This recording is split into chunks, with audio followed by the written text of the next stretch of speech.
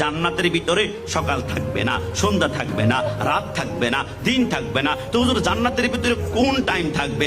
আমার আল্লাহ বলে জান্নাতে একটা টাইম পাইবা, ওইটার নাম হচ্ছে টাইমে মুহাম্মদ রাসূলুল্লাহ। অর্থাৎ রসুল যখন দুনিয়াতে আগমন করেছে ওই টাইমটা হচ্ছে সুবে সাদিক। জান্নাতে যখন দেখবা তখন সুবে সাদিক, যখন দেখবা তখন সুবে সাদিক। আল্লাহ বলে ওয়াদাইয়ান ইলাল্লাহি বিইذনিহি ওয়া সিরাজাম মুনিরা।